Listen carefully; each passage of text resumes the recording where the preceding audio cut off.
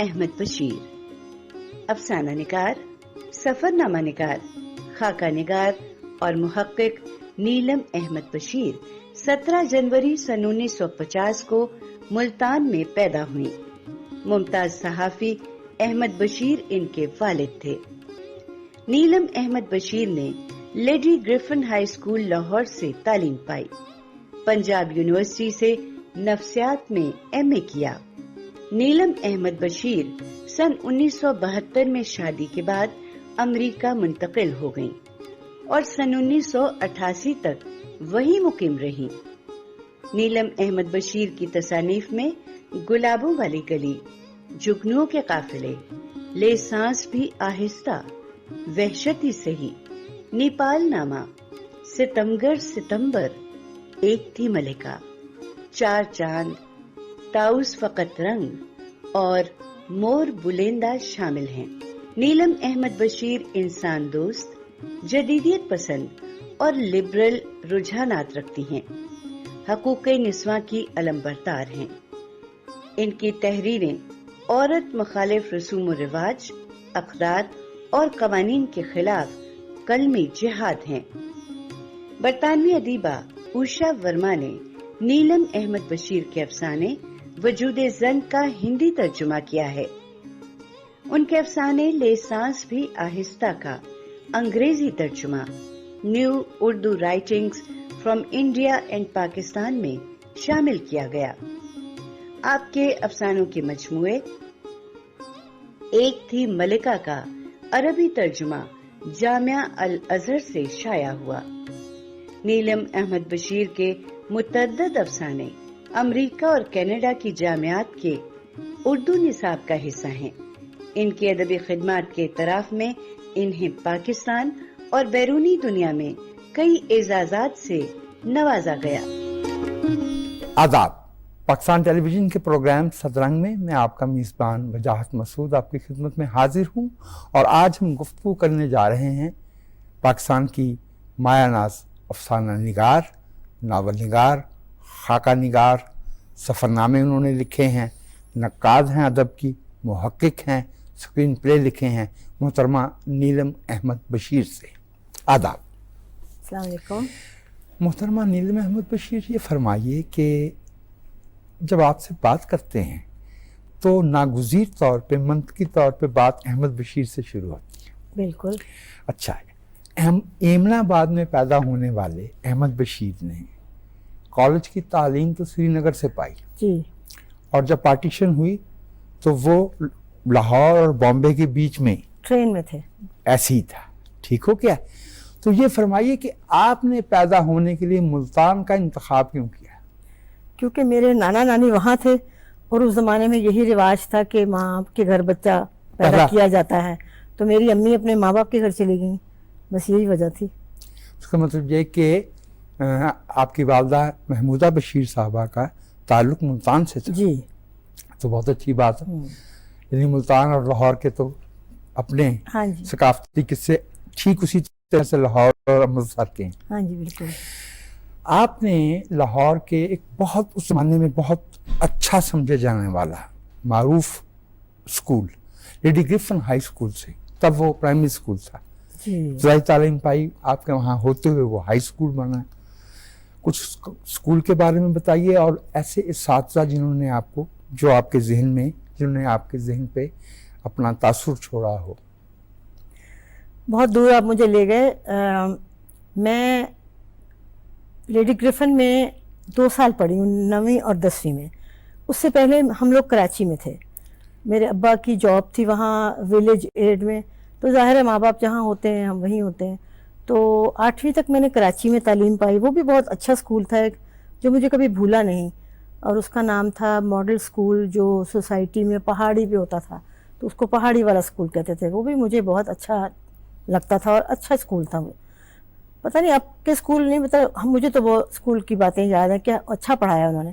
پھر 9ویں اور 10ویں میں نے لیڈی گریفن میں کی، کیونکہ ابا لاہور شفٹ ہو گئے، ہمارے فیملی میں جوان ڈیتھ ہو گئی تھی ان کے بھائی کی، اختر اکسی، وہ بھی لکھتے تھے ویسے اس زمانے میں، لکھنا ہی شروع کیا، اگر وہ زندہ رہتے تو شاید بہت بڑے مزاح نگار ہوتے۔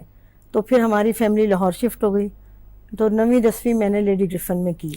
And it was around 60. This is about 68, क्योंकि 66 की 5 की जब वॉर हुई है तो मैं लेडी ग्रिफिन में थी. आप लेडी के फिल्म मुझे अभी भी याद है जब वो हमला हुआ था लाहौर पे सुबह के टाइम, हम स्कूल में थे और हमारे शीशे जब टूटे हैं तो मैं और मेरी बहन सुंबल हम दोनों इकट्ठी थी. तो हम लोग मतलब मैं उसको ढूंढ रही, वो मुझे ढूंढ रही, शीशे टूट गए. तो वो सारा वाकया मुझे अभी भी याद है 65 की जंग का. फिर हमने बस में चढ़े तो सारे गाँव पीछे से लोग भर भर के आ रहे थे. तो वो एक अजीब सा एक वक्त था. वो जो धमाके थे ना फायर वगैरह, उसकी रिवर्बरेशन जो हवा में होती है, शीशे, हाँ, साउंड बैरियर सुना था टूटा है. वो तो और मेरी अम्मी उस वक्त अनारकली में शॉपिंग कर रही थी. तो वो दुकानदारों ने कहा कि बाजी घर जाए, हमला हो गया. तो वो कहती कोई नहीं, आराम से मैं कपड़े खरीद लूं. वो ऐसी ही थी. लेकिन वो सवाल साथ वाला, वो उस जमाने में क्योंकि मैं पढ़ाई में अच्छी थी, मुझे कहने में कोई आर नहीं, फर्स्ट डिवीजन लेने वाली, तो टीचर्स मुझे बड़ा पसंद करती थी. आपको पता है ये लायक बच्चों को टीचर्स पसंद करते हैं, बल्कि अभी भी मुझे याद है, अल्लाह करे ये मेरी टीचर्स हयात हों, मिसेस जज़दानी इंग्लिश पढ़ाती थी और वो मुझसे दूसरे बच्चों के पेपर चेक करवाती थी कि तुम करो. और उन्होंने बहुत मुझे किया. और एक और हमारी टीचर थी मिसेस सज्जाद, उर्दू की, वो बहुत अच्छी थी. वो मुझे उर्दू में बहुत इनकरेज करती थी. बल्कि अभी भी याद है, अगर वो देख रही हैं तो मुझे अभी भी याद है कि उन्होंने मुझे एक बार थप्पड़ मारा था. क्यों? कि मैंने गलती की थी क्लास में, कि तुम गलती नहीं कर सकती. और गलती क्या थी अभी भी देखें, याद है मुझे. उन्होंने कहा मसनवी की तारीफ करो. मैंने मसनवी की कोई तारीफ की, शायद वो गलत हो गई होगी, रख के उन्होंने मुझे चपेट मारी कि तुम नीलम, तुमसे मुझे गलती की तवक्को नहीं है. तो ये दो टीचर्स ना बहुत मुझे मेरी बैक पे रहती थी और मुझे अभी आज भी याद है. और मैं, अगर वो मुझे देख रही हैं, या अल्लाह मियां उनको सेहत सलामती दे, तो मैं उनका शुक्रिया अदा करना चाहती हूँ. साथ ही का शुक्रिया अदा करना जो है वो हम पे वाजिब होता है. वो हमें रास्ते अब एक दिखाते हैं. आपने बात छड़ी तो मुझे एक और टीचर की बात याद आ गई जो मज़ेदार है. कि मैं क्योंकि लिखने की थी शौकीन, तो कराची में थी मैं 7वीं जमात में. वहाँ मेरी टीचर थी, अब उनका मुझे थोड़ा नाम भूल गया है.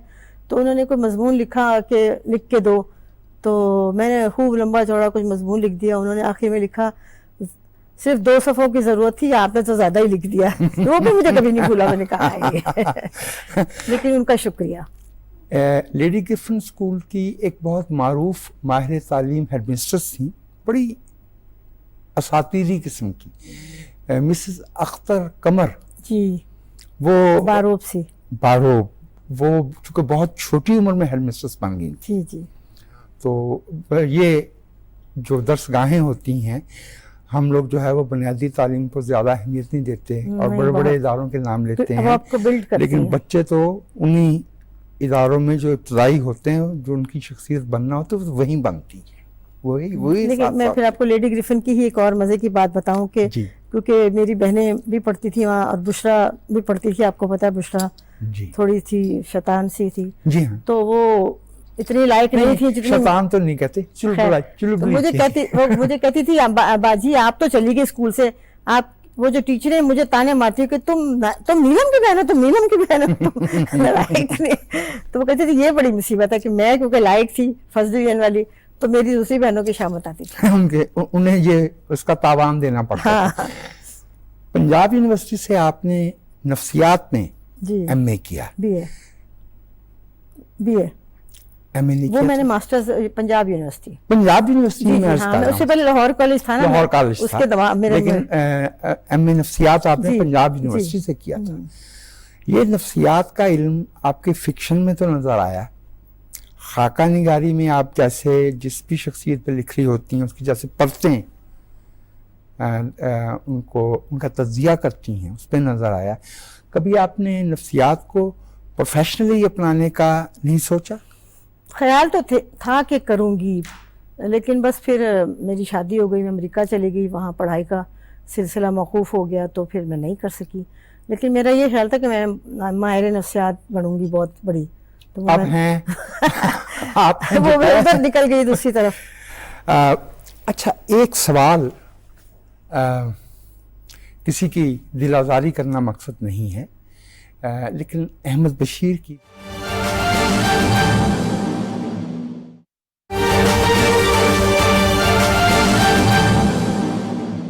बात नहीं मानी, उसे 90 ڈیز میں کیا. اب آپ نے کہا کہ ٹریبیونلز کے بارے میں یہ کیوں ہوا ہے. دیکھیے جو ہماری ہائی کورٹس ہیں انہوں نے اپنی چٹھیوں کے ذریعے سے اور روز جو سرویز آتے ہیں ان میں بھی ہے کہ ان کے پاس اس وقت ہزاروں لاکھوں مقدمات زیر انتباہ ہیں. لوگوں کی جو عمر قید کی اپیلیں ہیں وہ 2015 اور 16 کی میرا اپنا ایکسپیرینس ہے. 9 سال سے عمر قید کے جو قیدی ہیں ان کی اپیلوں کی باری نہیں آ رہی. جو دیوانی مقدمات ہیں وہ 20 سال سے پینڈنگ ہے ہائی کورٹ میں. رٹوں میں 3 سال رٹیں پینڈنگ رہ جاتی ہیں. نئے الیکشن لاز میں جو 2017 میں متعارف کرائے گئے تھے اس میں ایک ٹائم فریم دیا گیا کہ اس 7 دن کے اندر یہ جواب آئے گا, 14 دن کے اندر ایشوز فریم ہوں گے, پھر اس کے بعد جو 6 ماہ کے اندر فیصلے ہونے ہیں یہ ڈے ٹو ڈے ہیئرنگز ہوں گی. الیکشن کمیشن اور ہائی کورٹ کی آپ نے جو چٹھیاں ایکسچینج ہوئی ہیں ان میں بھی دیکھا ہوگا کہ پہلے ہائی کورٹ نے انہیں صرف 2 ججز دیے اور انہوں نے کہا کہ ہمارے پاس 52,000 پینڈنگ مقدمات ہیں اور ہماری 22 اسامیاں خالی ہیں. اس کے بعد جب دوبارہ نامینیشنز آئیں تو یہ کلی اختیار محرم علی کیس میں. وزیر قانون اعظم نذیر دار لاہور میں میڈیا سے گفتگو کر رہے ہیں. ان کا کہنا ہے کہ ہم سب میں یکساں چیز پاکستانیت ہے. ایک پرچم کے نیچے سب کو ایک ہونا چاہیے. عدم برداشت کا کلچر تکلیف دہ ہے. ناظرین نیوز اسٹوڈیو سے فی الوقت اتنا ہی.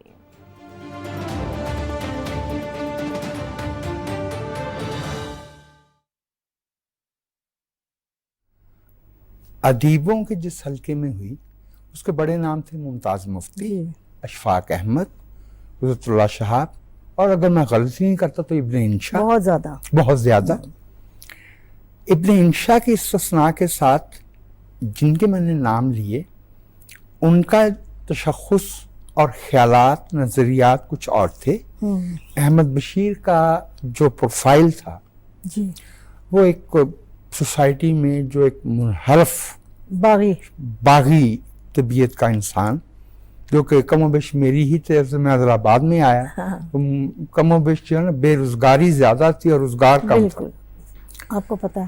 تو یہ اجتماع ضدین اس کی بنیاد شخصی انسانی تعلق اور دوستی تھی. ہاں میں یہی سوچتی ہوں کہ یہ کتنے مختلف لوگ تھے. جی یہ تو میرا سوال بھی ہے. ان کے آئیڈیالوجی فرق, ان کے افکار فرق, ان کا طرز زندگی فرق, ان کے یقین, ان کی بلیف سب فرق, لیکن وہ اکٹھے تھے کیونکہ یہ لوگ نا محبت کرتے تھے. تو اس کا مطلب ہے محبت جو ہے کبھی کبھی آپ کی اس پہ بھی حاوی ہو جاتی ہے, آپ کی آئیڈیالوجیز پر, آپ جو بلیو کرتے ہیں, کیونکہ یہ کنیکٹڈ تھے because of love and friendship. ورنہ تو اختلاف تو بہت تھے, ایک تھا ادھر تھا تو ایک ادھر تھا. اور اکثر ہمارے ابا تو آپ کو پتا ڈرتے بھی نہیں تھے, وہ بول بھی دیتے تھے منہ پہ, بےزتیاں بھی کرتے تھے ان کی کہ تم لوگ کیا سوچتے ہو, کیا کرتے ہو. کیا ہم اس سے یہ نتیجہ اگر نکالیں کہ جو انسانوں کا انسانوں سے تعلق ہے وہ نظریات پہ حاوی ہو سکتا ہے؟ میرا خیال ہے اب اس کیس میں تو ہے. اب دیکھیں میں بچی تھی, میرے پاس بہت سی میموریز ہیں. تو ممتاز مفتی کی عادت تھی کہ وہ ایک سطر کا خط لکھتے تھے, زیادہ لمبے خط نہیں لکھتے تھے, 1 لائن 2 لائن. ان کے کچھ خط تو میرے ویژولی مجھے ایسے یاد ہیں. تو ان کا خط آتا تھا, مودی, میری امی کا نام ہے مودی, جی محمودہ, مودی کیا بشیر کو تنخواہ مل گئی. بس مطلب یہ کنسرن ہے نا, ورنہ اسلام آباد سے خط کیوں آ رہا ہے, پتہ تھا کہ احمد بشیر کو شاید تنخواہ نہیں ملی ہوگی, اس کا کیا بن رہا ہوگا. ابن انشا لندن سے خط لکھ رہے ہیں کہ بھائی وہ احمد بشیر کی تنخواہ بند ہے. جی 78. یہ محبت, یہ میں کہہ رہی محبت. اچھا ابن انشا جب میری شادی ہوئی تو ابا مساوات میں تھے, 900 روپے نوکری تھی, 900 روپے کی اس زمانے میں. تو میری شادی اچانک ہوئی 1 ہفتے میں, اب نہ کوئی پیسہ نہ دھیلا کچھ بھی نہیں ابا کے پاس. تو ابن انشا نے ابا سے کہا کہ فوراً ایک فلیپ لکھو کتاب کا, کتاب لکھو. اچھا ابا تو شاید نہیں لکھتے ہوں گے اس زمانے میں, مجھے یاد نہیں, لیکن فلیپ لکھا اور اس زمانے میں 5,000 دلوائے تاکہ نیلم کی شادی ہو. تو یہ دوست بڑے کیئرنگ تھے. حتیٰ کہ جب ابا امریکہ پڑھنے گئے ہالی ووڈ میں تو مطلب اتنا اچھا زمانہ تھا کہ وہ احمد بشیر نے, میری امی بہت خوبصورت جوان تھیں, 35 سال کی ہوں گی, حسین جوان عورت, بچے بھی تھے. ابن انشا کو ہدایت تھی کہ میری بیوی کو سنیما لے کے جانا ہے کیونکہ وہ اکیلی ہے, وہ بور ہو جائے گی. تو اب ابن انشا امی کو سنیما دکھانے لے جاتے تھے اور پھر ان کے تھرو تنخواہ پہنچتی تھی امی تک. مطلب friends were really friends at that time. Ibrahim Shah के यहाँ तो तबीयत में मुलायमत और मोहब्बत जिसे हम कहते हैं बड़ी वो caring, बहुत ज्यादा मुफ्ती साहब भी उनके थे। यहाँ। आपने कहा कि अहमद बशीर हॉलीवुड में फिल्म पढ़ने गए थे, बिल्कुल गए थे, तशरीफ लाए। 7 बरस अगर मैं गलती नहीं करता तो वो नीला पर्वत बना पड़ी रही। फिल्म का क्या स्क्रीन प्ले, क्या मौजू, क्या उसमें रक्स, उसकी गीत जो है वो गार्बन फैज साहब से लिखवाए गए और ये फिल्म रिलीज हुई 69 में। आम तौर पे ये एक बात कही जाती है कि फिल्म तो चूंकि थी एक्सपेरिमेंटल तो उसकी पजीराई आम हालात में भी मुश्किल थी। अहमद बशीर एक बड़े आइडियलिस्ट, ख्याली दुनिया वाला पॉजिटिव आदमी थे। उनका ख्याल था जो मैं कर रहा हूँ वो अच्छी ही कर रहा हूँ ना, अच्छा ही कर रहा हूँ, काफ़ी अच्छा होगा, मौसीकी भी ऐसी लूँगा, आला पाए की ऐसे रक्स होंगे किसी ने कभी देखे नहीं होंगे। So he thought he was doing the best. And कहानी थी मुमताज़ मुफ्ती की, स्क्रीन प्ले अहमद बशीर ने खुद लिखा और शूटिंग हुई। मोहम्मद अली की वो पहली फिल्म थी, वो रिलीज़ बाद में हुई। तो मतलब एक बड़ा ही मज़े का सारा प्रोजेक्ट था जी, कि एक्सपेरिमेंट्स हो रहे हैं, आइडियलिज्म चल रहा है। उस ज़माने में था भी कि आप जो चाहे कर भी लें, सस्ते ज़माने थे। बहन से कर्ज लिया, अपने बाप से कर्ज लिया। ये बात भी मैं आज टीवी पे इसलिए कह रही हूँ कि एक जगह बानो कुदसिया ने कहा था कि उन्होंने शहाब साहब से कर्ज लिया, उन्होंने नहीं लिया। आपने तफसील से अहमद बशीर ने अपने की बाप से और अपनी बहन से कर्ज लिया था, जो अदा हो गया। मैं आपको बताती हूँ, जब वो घर में होते थे ना और लोग उनके पास आते थे, जाहिर है मुझे भी शगफ तो था, लेकिन मैं इतनी तो आलिम नहीं हूँ जितने वो थे। मुझे बोलते थे ना किसी भी सब्जेक्ट पे, किसी भी, मजहब हो जाए, सियासत हो जाए, तारीख हो जाए, आर्ट हो जाए, music, he would just speak for hours. और मैं सोचती थी हाय कितना इल्म है इनके पास, जब चले जाएंगे तो क्या वो इल्म भी चला जाएगा। मैं यही सोचती रह गई कि इनकी कभी रिकॉर्डिंग कर लूँ। जब वो बोलते थे ना, उनके पास नॉलेज बड़ी थी, और आज नॉलेज नहीं है लोगों के पास, नॉलेज नहीं है। आपने बजा फरमाया। अच्छा, मेरा एक कंफ्यूजन दूर करें। एक किताब है 2 तहरीरें के नाम से जी, उसमें एक तहरीर अहमद बशीर साहब की है और एक आपकी वालदा की है, और जो तहरीर अहमद बशीर साहब की है उसका उन्वान अगर मैं गलती नहीं करता तो वो है खून की लकीर। जी सही कह रहे हैं। अब एक कहीं से मेरे इल्म में आया, मैं उसकी तस्दीक या तरदीद नहीं कर सकता, कि इंडिया में जो गुलजार साहब हैं बॉम्बे में जी, फिल्म के हवाले से जानने जाते हैं, उन्हें पार्टीशन के हवाले से अहमद बशीर साहब ने अपनी याददाश्तों के कुछ 200 के करीब सफ़ात भेजे थे, वो बाजियाब नहीं हो सके। क्या वो उस किताब में आपको तो सारी बातें ही पता है इसलिए कि वो मैं ही लेके गई थी कागजात। उन्होंने मुझे कहा था, मैं इंडिया गई थी 2004 में पहली बार, तो गुलजार साहब ने, उस वक्त मेरी उनसे खिताबत होती थी, अब तो खैर नहीं होती। उन्होंने मुझे कहा कि मुझे ना पार्टीशन पे कहानियाँ इकट्ठी करनी है, तो मुझे वहाँ से लोगों की ला के दो। तो मुझे याद है मैंने मंशा याद की ली, और बड़ी मैं भाग दौड़ में थी, जल्दी से मैंने पता नहीं कॉपियाँ कराई, क्या कराया, ये वो। मंशा याद की मैंने, और अब्बा की, और अब्बा उस वक्त बड़े बीमार थे, he was going to die, लेकिन मैंने कहा अब्बा कुछ भी हो आपने लिखना है, आपने लिखना है। वो बेचारे ने लिखी मेरे लिए, तो फिर मैंने उनको दे दी। उसके बाद पता नहीं, फिर नहीं, कुछ भी नहीं हुआ। वो किसी किताब की सूरत में भी सामने नहीं आ सकी। वो उन्होंने कहा था मैंने इनको इंग्लिश करनी है, अब फिर मैं कैसे पर फॉलो अप करूँ। एक से ज़्यादा दफ़ा गई, आप ठीक कहती हैं। मुझे एक ख्याल आपके तहरीरों से पैदा हुआ कि गोया आपका ये तासुर है कि जो इंडिया पाकिस्तान के लोगों में जो बाहम दोस्ती की, मोहब्बत की, एक लफ्ज़ पंजाबी का आ रहा है इसमें, मैं उसकी उससे कहते हैं हम हुड़क, साइकी में कहते हैं सिख, हुड़क है, कशिश। यस, ये पंजाब में ज्यादा है, जब हम पंजाब इंडिया वाले हिस्से में पार कर जाते हैं तो कम है। सही है, क्या ये तासुर दुरुस्त है? बिल्कुल मैं मानती हूँ इस बात को, इसलिए कि जोग्राफिया बहुत अहम होता है जी। हम लोग उनसे जोग्राफियाई तौर पे करीब थे ना पंजाब से, और मिलना जुलना था, और कल्चर भी एक था बाहिमी, और एक दूसरे की बात समझते थे। तो अब जूं जूं साउथ में चले जाएंगे, वो अजनबी लोग हैं, वो तो नहीं हमें जानते, उनको वैसे पार्टीशन से फर्क भी क्या पड़ना था, उन्हें क्या फर्क पड़ना तो था? उनको क्या फर्क पड़ता है ऊपर नॉर्थ में क्या हो रहा है, कितने मर रहे हैं, कितने आ रहे हैं, कितने। ये एक्चुअली पार्टीशन भी मैं समझती हूँ कि पंजाब की ही हुई है, और या बंगाल की। हाँ बंगाल बंगाल की। वो भी फिर वही बात है, वो दूर है, ہم ان کو اتنا نہیں جانتے ان تھے کے بارے میں وہ نہیں جانتے کیونکہ ہم جغرافیائی طور پہ دور ہیں. لیکن گھوش نے جو وہ شیڈوز لکھی ہے تو اس میں بنگال کی تقسیم کا میری دکھ تو آیا. کہانیوں میں بہت آتا ہے آپ کی بنگال. کہانیوں میں بار بار آتا ہے. ناظرین، محترمہ نیلم احمد بشیر سے ہماری گفتگو جاری رہے گی. ہم ایک انٹرول کے بعد آپ کی خدمت میں دوبارہ حاضر ہوتے ہیں.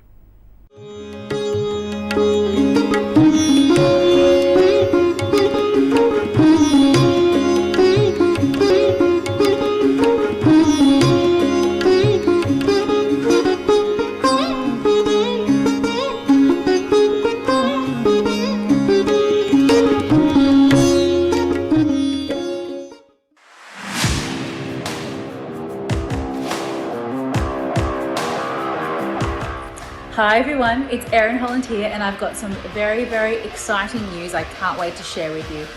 I'm going to be back sooner than I thought because I'm officially your host for PTV's T20 World Cup coverage, Game On Hayes. So every day of the World Cup we are going to be bringing you all of the action and I'm just really excited to be back in Pakistan. So can't wait to see you all there. Make sure you follow along on all of the social handles and get involved because it is going to be an epic month.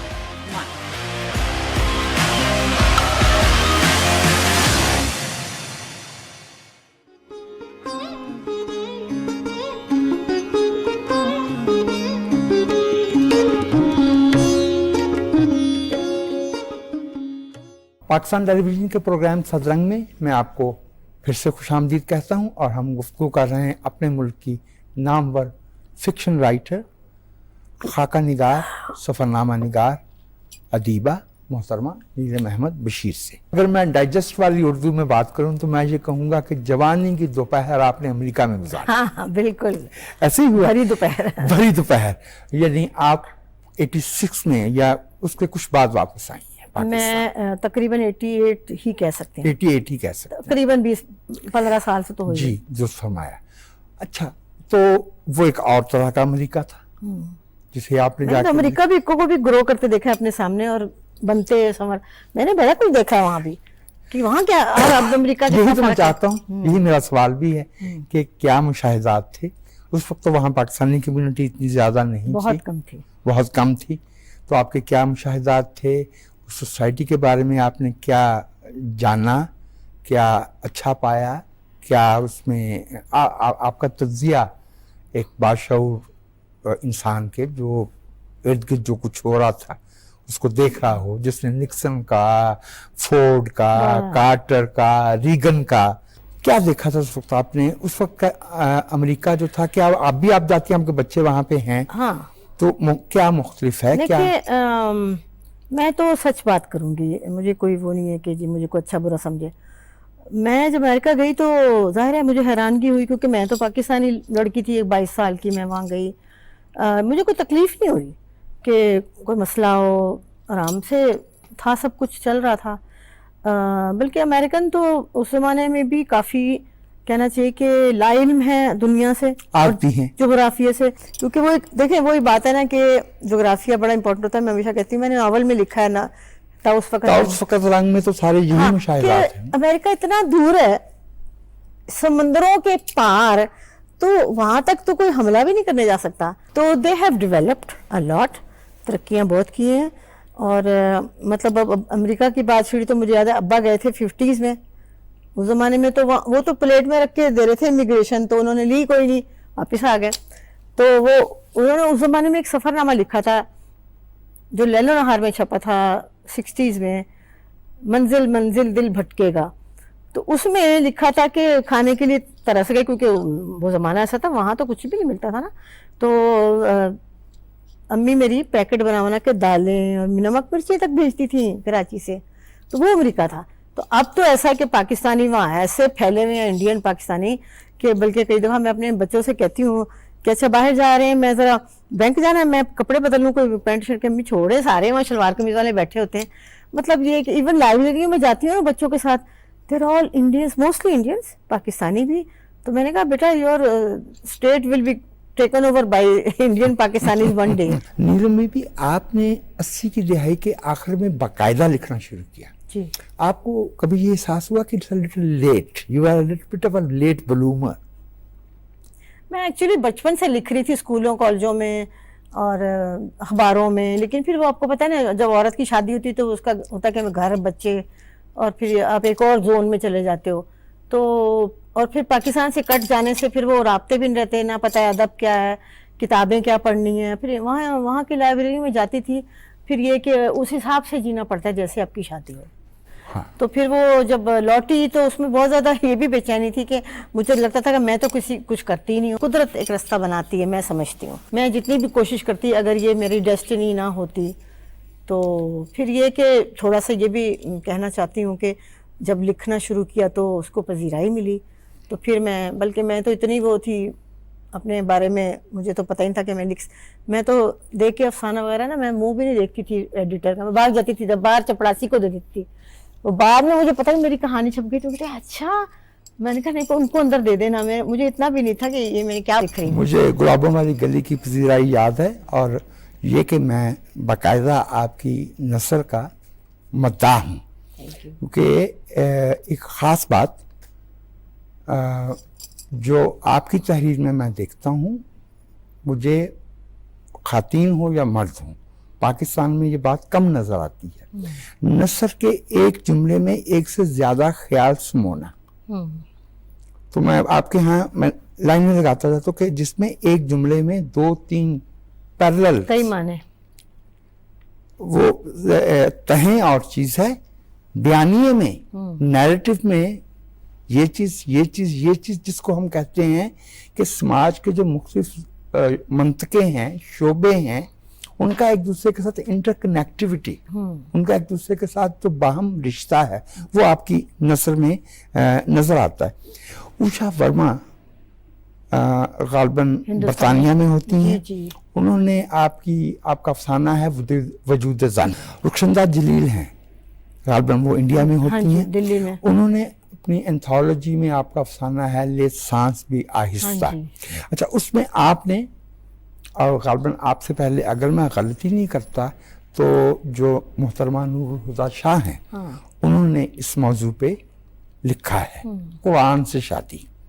ये हमारे मुल्क के उन हिस्सों में जहाँ का land holding pattern different है, ज्यादा जमींदारी जागीरदारी पाई जाती है, ये वहाँ पे मौजूद है। बहुत सी बातें ऐसी हैं, यहाँ पर सवारा है, यहाँ पे बटा सट्टा है, यहाँ पे बिनी है। भाई मुझे तो, क्योंकि मैं तो इस तरह की ही सोच रही, मुझे तो बहुत ज्यादा तकलीफ होती है जब मैं किसी लड़की के मुंह पे तेजाब डाला हुआ देखती हूँ।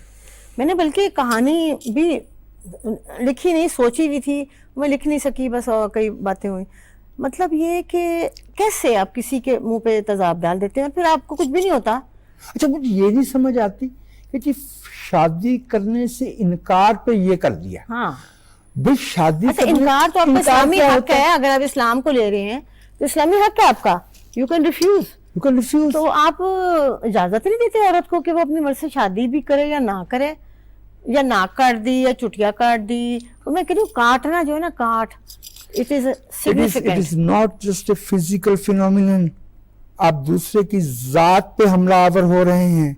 आपके बहुत से अफसाने में मैंने ये बात नोट की, और अगर मुझे कोई एक मिसाल देना हो तो मैं कहूँगा वहशत ही सही। अच्छा, उसमें माँ जो है वो बेटी का दुख समझती है।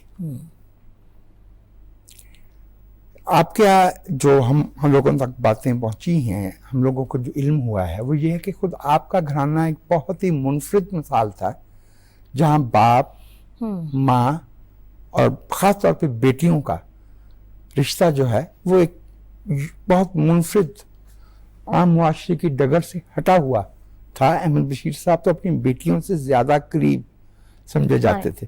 उसके होते हुए ये जो आपने आइडेंटिफाई किया है, मैं समझ रहा हूँ ये भी हकीकत है कि माएँ जिस तरह से बेटियों का दुख समझती हैं, शायद भाई बाप वगैरह एक और दुनिया में होते हैं। ये मुशाहिदा है। देखिए, वही फिर बात आ जाती है कि माएँ को के घर में होती हैं, बेटियों के साथ रहती हैं, और खुद भी औरत होती हैं, बेटियां भी औरतें हैं, तो वो साइकोलॉजी और साइकी समझती हैं। बाप एक वैसे ही बरतर उसमें होता है कंडीशन में और एक मुकाम पर, और उससे रोब भी होता है, डर भी लगता है, उससे डिस्टेंस भी होता है। تو بیٹیاں ان کے ساتھ اس طرح سے فریلی بات نہیں کر سکتی. اور وہ اگر جانتے بھی, ویسے میں ایک بات کہوں, آپ نے جو بات کی, ہمارے والد میں بھی یہ سب کچھ تھا. وہ ابا تھے برے, ڈر بھی لگتا تھا, سوچ سمجھ کے بات کرتے تھے. مگر ایک مزے کی بات ہے کہ انہوں نے ایک دفعہ چھوٹی اسما کے لیے نا گاڑی خرید لی خود ہی جا کر. اچھا وہ گاڑی انتہائی بیکار تھی, وہ چلے ہی نہ, وہ بالکل بڑی مشہور گاڑی ہے وہ. اچھا تو اب کون کہے ابا کو کہ آپ نے کیا پیسے ضائع کیے. سب ڈر رہے ہیں, ابا کو کیسے کہیں کہ ابا یہ گاڑی نہیں چلنے لگی. میں نے ایک خط لکھا, میں نے کہا ابا اس گاڑی سے کوئی خوش نہیں ہے, آپ نے یہ کیوں خریدی, واپس دے دے. پھینک کے بھاگ گئی. اب یہ خط لکھنا ہاں. ذات خود ڈائریکٹ کمیونیکیشن ہے. پروین باجی کو بھی اس طرح ہوتا تھا, ان کے سے کہتی ہاں ڈر لگ رہا ہے بازار سے. میں نے کہا خط لکھ کے بھاگ جاؤ, ہم بھاگ جاتے تھے. پھر اس کا مطلب یہ ہوا, اور میں بھی ظاہر ہے کہ بیٹیوں والی منزل سے نکلا ہوں, بیٹوں والی بھی بیٹیوں والی بھی. اس کا مطلب یہ ہے کہ جب ہم انفرادی سطح پہ کوئی ایکسٹراڈنری مثال قائم بھی کرنا چاہ رہے ہوں, تو جو معاشرے کا اوور آل سایہ ہے, پرچھائی ہے, اس کمبخت سے چھٹکارا پانا نہیں, وہ پھر روایتی باپ بن جاتے ہیں, وہ بن جاتے ہیں. اچھا, اور پھر یہ کہ جہاں وہ اچھے بھی بن رہے ہوں, ہمیں لگتا ہے گویا کوئی رعایت کر رہے ہیں. اپنی طرف سے تو ٹھیک ہی کر رہے ہوتے ہیں, ان کو نہیں نا پتا کہ بھی ان کے اندر بھی کوئی دماغ ہے, ان سے مطلب. لیکن یہ میں پھر بھی کہوں گی کہ دیکھیں ہم عورتیں ہیں, بیٹیاں ہیں, اور ہم میں سے ہم 4 تھیں تو اب 3 ہیں, میں یا میری اور بہنیں, ہم میں سے کہیں مسٹیکس ہوئی ہیں, غلطیاں ہوئی ہیں زندگی ہر میں, انسان سے ہوتی ٹھیک ہے نا, کچھ غلط فیصلے بھی کیے ہیں, لیکن انہوں نے کبھی ہمیں برا بھلا نہیں کہا اس پہ. ہاں ہاں, یہ بہت بڑی بات ہے نا. باپ تو چھتر مار مار کے ادھیڑ دیتے ہیں. جی ہاں, یہ انڈرسٹوڈ. اور کچھ نہ ہو, اگر فزیکل جیسے آپ نے وہ لفظ استعمال کیا چھتر کا, جوتے کا, اگر وہ نہ بھی ہو تو کہا ہوا ایک لفظ یا رویے میں بے اتنائی, اس کو نہ سمجھا, برداشت کیا. ایک دفعہ تھپڑ مارا ہے مجھے جب میں نے پتہ نہیں پڑھائی میں کچھ غلط کیا تھا بچپن میں. نہیں میں نا بغیر بتائے کسی سہیلی کے چلی گئی تھی. اچھا, تب پڑا تھا تھپڑ. یہ ہو سکتا ہے وہ گھبرا گئے, ہاں ڈر گئے نا, ہم نے بغیر بتائے چلے گئے سہیلی کے یہاں, تو بس آپ کو پتہ ہی ہے پھر. لیکن یہ میں آپ سے پوچھنا چاہتا ہوں کہ آپ نے اپنا بچپن جو ہے وہ 50s کے پاکستان میں گزارا, اور پاکستان میں 50s and 60s, یس. فاطمہ جناح, بینظیر بھٹو, مریم نواز, آپ بیٹے اور بیٹیوں کا, اور بیگم نسیم ولی خان سامنے آئیں میدان میں. تو پاکستان کی عورت نے تو اپنی ذمہ داری پوری کی ہے. آپ کے مشاہدے میں جو نصف صدی آپ نے باشعور زندگی گزاری ہے, اس میں آپ نے پاکستان کی عورت کا مرتبہ, اس کا سٹیٹس, اس کے ساتھ اس کے لیے اپرچونٹیز زیادہ ہوتے دیکھی ہیں, کم ہوتے دیکھی ہیں, درجہ اس کا بڑھتے دیکھا ہے, نیچے آتے دیکھا ہے؟ دیکھیں, میں سمجھتی ہوں کہ پاکستانی عورت آج بھی اتنی ہی قابل, کیپیبل ہے جتنی تب تھی, کیونکہ وہ تو ایک قدرتی چیز ہے نا, کوئی ذہانت میں تو کوئی وہ نہیں ہوتا کہ کم ایسا ہے. لیکن اب وہ تعلیم حاصل کر چکی ہے زیادہ پہلے سے. پہلے اتنی تعلیم حاصل نہیں کرتے تھے لوگ, عورتیں کم از کم, تو وہ اپنی اچھی جابس پہ آ رہی ہیں, ڈیسیجن میکنگ میں آ رہی ہیں. اسی لیے لوگ کئی دفعہ میں پڑھتی ہوں کہتے ہیں طلاقیں زیادہ ہو رہی ہیں. طلاقیں بھائی زیادہ کیسے نہیں ہوں گی, اب وہ خود کما رہی ہیں, خود باشعور ہیں, تو وہ نہیں برداشت کرنا چاہتی نا. Nobody wants a marriage to be dissolved, yes, unless it's really painful. Yes. One has been through this pain and one understands کہ جب یہ کانٹریکٹ ہے تو یہ فریقین کی مرضی ہی سے قائم رہ سکتا ہے. کون لکھواتا ہے, رہنے دیں آپ. کوئی کانٹریکٹ نہیں لکھا ہوتا ہے کہ تم عورت کی عزت کرو گے, عورت سے محبت کرو گے, عورت کو حقوق دو گے, کوئی بھی نہیں کانٹریکٹ. عورتیں, میں سمجھتی ہوں کہ آج عورت کافی ترقی کر چکی ہے اس لحاظ سے کہ وہ قابل ہے اور کما رہی ہے اور پڑھ چکی ہے, پڑھائی بہت زیادہ اچھی ہو چکی ہے, کئی پڑھا رہے ہیں لوگ اپنی لڑکیوں کو. لیکن آن دی ادر ہینڈ میں یہ بھی کہوں گی کہ تب کی عورت چلو گو کہ شاید اتنا نہیں پڑھی ہوئی تھی یا اتنی زیادہ جابس نہیں کرتی تھی, لیکن ماحول بڑا لبرل تھا, ایکسیپٹنس تھی. آج عورتیں خود بھی وہ ہر چیز کو نا اس نظر سے دیکھتی ہیں کہ حدود میں قید رہنا ہے ہم کو.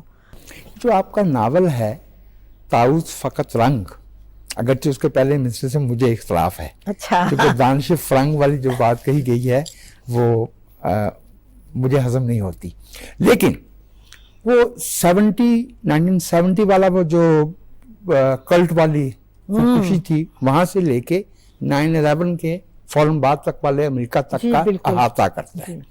ठीक कोई 30-35 बरस का वो अमेरिका है, स्पैन है। उसमें आपने अमेरिकी मुआशरे पे, और मैं समझता हूँ कि बड़ी जायज ठीक तनकीद की है। और जो लोग देख रहे थे कि कोल्ड वार में, प्रॉक्सी वार्स में असला बेचने के लिए किस तरह से दुनिया भर में नाइंसाफी की जा रही थी, आपने ठीक उस पर तनकीद की। मुझे ये बताइए कि ये क्या किस्सा है कि आपसे लेके मेरी बेटी तक, और अभी बहुत से खातिनों हजरात इसमें शामिल हैं जो जिन्होंने अपनी ज़िंदगी में अमेरिकी मुआशरे से, रियासत से, ख्याल से, इवन लिटरेचर से जी इस्तिफादा भी किया है। जब वो क्रिटिसिज्म करते हैं तो सिर्फ अमेरिका पे क्यों, जो यूरोप कौन सा जो है वो फरिश्तों पे मबनी है, वहाँ नौबादियाती निज़ाम अमेरिका तो नहीं लेके आया था, शुरू तो उन्होंने किया था, शुरू से यूरोप हमेशा ही रहा है। तो मुझे ये कुछ थोड़ा फैशन वाली सी बात लगती है कि सिर्फ अमेरिका पे क्यों, नहीं, वो बाकी जो भी करे नाइंसाफी, वो सीधी बात है कि मैं क्योंकि वहाँ रही और मैंने देखा, ठीक है, मैं क्योंकि यूके में उस तरह से कभी रही नहीं, मैंने विजिट किया है, तो मैं अगर लिखती तो वो फिर मेरा ख्याल ही होता, लेकिन जो चीज़ें मैंने देखी, आई लिव थ्रू इट। ये जो 70s वाला वाक़या था, जिम जोन्स वाला, मैं लिटरली मेंटली डिस्टर्ब हो गई थी उस वक्त, मैं यंग थी और मैं समझ नहीं सकती थी कि क्या हो रहा है, क्योंकि मैं फॉलो करती थी बड़ा इन चीज़ों को। आप तो साइकोलॉजिस्ट हैं, हाँ। तो आपको तो इल्म भी होगा कि मेंटल मैनिपुलेशन जो है ये बाकायदा तो की ना मुझे फिर बड़ा इससे इंटरेस्ट था इस चीज़ से। मैं तब भी, हालांकि तब इतने टीवी शीवी नहीं होते थे, चैनल वगैरह अमेरिका में, still I was very much into this कि हाउ कैन दिस हैपन कि 1000 लोग खुदकुशी कर रहे हैं एक आदमी के पीछे लग के, और फिर वो क्यों वहाँ गए और फिर वो जंगलों में रहे, तो वो स्टोरी मेरे अंदर स्टक थी, क्योंकि वो कहानी वाली हूँ ना मैं, तो कहानियां अंदर जम जाती हैं जाके, फिर वो किसी ना किसी वक्त थॉ होती हैं, जम निकलती हैं बाहर। तो ये 70s की जमी हुई थी मेरे अंदर। तो जब मैंने फिर ये ताऊस का वाला वाक़या हुआ, तो ये 9/11 में, तब भी मैं वहाँ थी, वो मैंने देखा। तो वहाँ मैंने जब जो कुछ मैंने देखा, ज़ाहिर है बड़ी तकलीफ दे था, जिस तरह लोग मरे और जिस तरह से बिल्डिंगें गिरी। मेरा बेटा वहाँ रहता था, तो हम लोग जाके देखा करते थे रोज़, वो धुएं और वो गिर रहे हैं, तो वो फिर मेरे पे असर बड़ा हुआ ना। तो मुझे लगा कि एक लिहाज से मैंने सोचा कि ये कहना तो नहीं चाहिए मुझे, कि शायद ये मेरी खुशनसीबी है कि मैंने ये वाक़या देख लिया, क्योंकि सबने नहीं देखा हुआ है जो पाकिस्तान में रहते हैं। हम लोग यहाँ मौजूद, यहाँ से देख रहे थे। जो लिखने वाला है ना, वो तो ऐसे उसको सूंघ लेता है चीज़ें, और वो उसके अंदर उतर जाती हैं और वो डिस्टर्ब होता है, वो डिस्टर्ब। तो अब अगर जो मैंने एक चीज़ देखी, इतना बड़ा वाक़या दुनिया का, तो फिर मुझे तो लिखना था, फिर कहानियाँ तो मेरे खुद ही आ जाती हैं मेरे पास, कुछ कहानी थी मेरे पास। तो मतलब ये कहने का कि वो टीम उसका जोन्स का मैंने किस्सा फिर सोचा कि ये कैसे एक सफ़र होता है ना, हाँ। आप एक बिलीफ से शुरू होते हैं, फिर कहाँ तक जाते हैं, इराक वॉर तक आप आ गए। तो the whole thing was very effective कि मैं उसको, मुझे उसने बड़ा हिलाया। जिसने लिखना फिर उसने दुनिया से देख के लिखना ना, अपने पास से तो मैंने कभी कोई कहानी बनाई नहीं। मुझे किसी ने पूछा था कहानी, पंजाबी का मिसरा है, बहुत मारूफ है, जो लोग पंजाबी लिटरेचर से, अदब से वाकफियत रखते हैं। इश्क दी झुंगी विच मोर बुलेंदा। हाँ, इश्क दी झुंगी विच मोर बुलेंदा। तो उसी से आपने पंजाबी नावल मोर बुलेंदा, उसमें एक खातून और एक उसकी बेटी की बेसिकली वो जिंदगी की जिदोजहद का अहाता किया है। उसमें एंग्लो इंडियन कल्चर भी आता है, उसमें सिंध का, जी 40 से शुरू होता है जी, रूरल सिंध का वडेरा जागीरदाराना निज़ाम भी आता है, उसमें लाहौर भी आता है, बड़ा कुछ आता है, बंगाल भी आता है, उसमें बहुत कुछ आता है। तो ये फरमाइए कि हम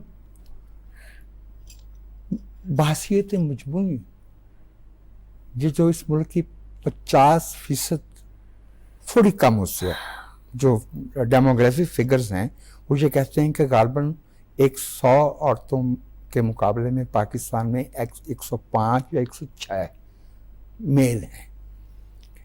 लेकिन ये दोनों इस मुल्क की आबादी है ना, अनलेस एंड अनटिल हम इस मुल्क के कानून में, समाजी रवैयों में इन दोनों को, और हमारे आइन में तो लिखा है, हाँ, आर्टिकल लिखा तो है। 25 क्लियर है, यस, और उसमें खास तौर पे कहा कि जेंडर का लफ्ज इस्तेमाल किया गया कि इस बुनियाद पे मगर इम्तियाज नहीं किया जाएगा, लेकिन इम्तियाज मौजूद है। बहुत। क्या इम्तियाज के होते हुए, इस इम्तियाज के होते हुए कोई मुआशरा तरक्की कर सकता है? जिसमें नहीं कर सकता, नहीं कर सकता। औरत के पास इतनी फोर्स है, नॉट ओनली कि वो mentally, physically, emotionally, spiritually strong है, वो चला सकती है मामलात। तो आप उसको घर बैठा देते हैं कि तुमने हांडी के आगे से नहीं उतरना, तो बेचारी की सलाहियत तो वहीं रहेगी ना किचन में, वो भी करो, क्योंकि सब औरतें हांडी पका लेती हैं। हांडी पकाना कोई मसला नहीं है, बच्चे भी हम पैदा कर लेते हैं, हम पाल भी लेते हैं, वी कैन डू एनीथिंग। बल्कि मर्द से ज़्यादा करते हैं मल्टीटास्किंग, हमारे 1000 हाथ होते हैं, यहाँ भी काम, यूं यूं यूं, तो फिर आप उनको काम नहीं करने देते। अभी मैं कल परसों सुन रही थी कि जो मेडिकल में जो लड़कियां जाती हैं डॉक्टर्स, पता नहीं 60% काम ही नहीं करती। भाई क्यों? वो ट्रॉफी के तौर पे सास कि वो लड़की डॉक्टर लेगी, अब वो वही करेगी जो मेरी अम्मी करती थी। भाई मतलब कि ये आपकी भी गलत है ना, ये दिस इज रॉन्ग। मैं तो नहीं ऐसी बातें इनको सही नहीं कह सकती, मैं थोड़ी सी अपने अब्बा की तरह हूँ, मैं बोल देती हूँ कि गलत है। और ये कि किसी ना किसी को तो नाइंसाफी की निशानदेही करना होती है।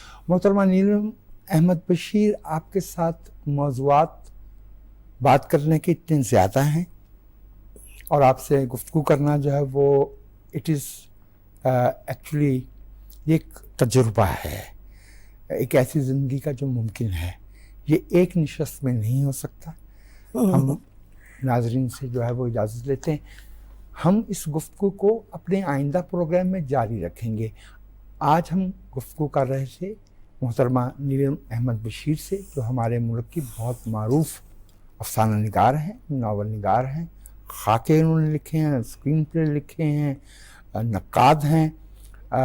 उनका इल्म अदब के बहुत से शोबों से ताल्लुक़ है। उनके साथ हमारी गुफ्तगू आइंदा प्रोग्राम में भी जारी रहेगी। तब तक के लिए पाकिस्तान टेलीविज़न के प्रोग्राम सदरंग से वजाहत मसूद को इजाज़त दीजिए। बहुत बहुत शुक्रिया, मैं कहना चाहती हूँ बहुत बहुत शुक्रिया।